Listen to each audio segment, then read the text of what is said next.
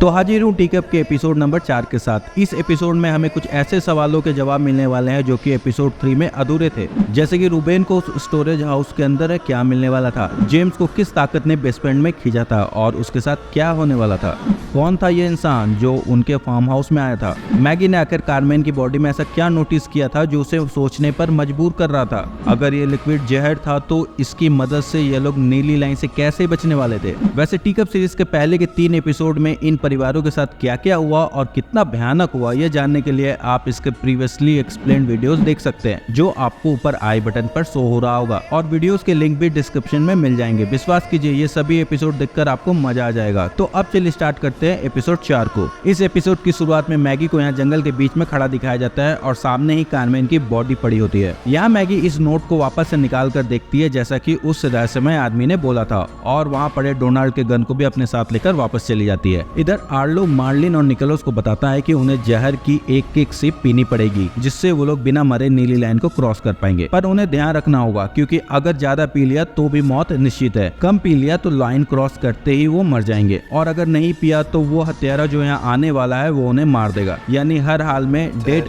Dead and dead. इधर ये इंसान अपना नाम ओल्सन बताता है जो कि एक लेफ्टिनेंट है और इन दोनों को बोलता है कि वो उन सभी को यहाँ से निकाल कर ले जाने आया है। यह लोग इस फार्म हाउस में मौजूद सभी लोगों की जानकारी ओल्सन को देते हैं। तभी वहाँ मैगी आ जाती है। यहाँ मैगी उन्हें कारमेन के बारे में बताती है। इस पर ओल्सन उन्हें बताता है कि दरअसल वो कारमेन की वजह से भी यहाँ आया था क्योंकि ओल्सन को ऑर्डर्स है कि कारमेन का पता करके उसे आइसोलेट करे, पर वो अपने घर से भाग निकली थी एंड बीते कल से लापता थी। यहाँ मैगी उसे पूछती है कि असल में कारमेन को हुआ क्या था। ओल्सन बताता है कि उसका बिहेव बहुत ज्यादा एग्रेसिव एंड कंट्रोल से बाहर हो चुका था और वो मेंटली बहुत ज्यादा बीमार थी और ये नीली लाइन और कारमेन सब आपस में कनेक्टेड है और अगर कोई कारमेन के कांटेक्ट में आ जाता तो प्रॉब्लम हो सकती थी। यहाँ जेम्स की माँ ओल्सन को बताती है कि ऑर्लो बीते रात जंगल में गया था और वहाँ से आने के बाद अजीब हरकतें कर रहा था। इस पर ओल्सन उन्हें बोलता है कि उन्हें जल्द से जल्द ऑर्लो से मिलना होगा क्योंकि ऐसा हो सकता है कि वो कारमेन के कांटेक्ट में आया हो। पर यहाँ मैगी को ओल्सन का बिहेव कुछ अजीब सा लगता है, इसलिए वो ओल्सन को गलत बताती है कि बच्चे खलियान में बने वुडन हाउस की तरफ है और वो बकरियों के साथ खेल रहे हैं। मैगी ओल्सन को अपने साथ वुडन हाउस में ले जाती है जहाँ मैगी को पता चलता है कि ओल्सन बर्मिंघम का लेफ्टिनेंट है, पर मैगी का फार्म हाउस वहाँ से बहुत दूर है। तो ओल्सन यहाँ क्या कर रहा है? ओल्सन बताता है कि वो लोग ऐसे ही काम करते हैं अकेले रहकर, उनकी टीम तब तक नहीं आती जब तक सिचुएशन बहुत ज्यादा खराब ना हो जाए। यहाँ मैगी उससे नीली लाइन के बारे में पूछती है तो ओल्सन बताता है कि वो किसी प्रकार का वेरी स्ट्रॉन्ग कॉन्सेंट्रेटेड टाइप का वाइब्रेशन रिलीज करता है जिसके कांटेक्ट में आते ही बॉडी कोलैप्स करने लगती है। इसका कारण अभी तक पता नहीं चल पाया है, पर ये नेटवर्क इलेक्ट्रिसिटी एनिमल्स के साथ साथ कभी कभी इंसानी बिहेव को भी इम्पैक्ट करता है और उनका अंदाजा है कि कारमेन के अंदर जो कुछ भी था वो पर्सन टू पर्सन ट्रैवल कर सकता है। इसलिए अब अगर कारमेन जिंदा नहीं है तो इसके बहुत ज्यादा चांसेस है कि वो चीज अब ऑर्लो के अंदर हो। पर यहाँ मैगी को उसकी बातों पर बिलीव नहीं होता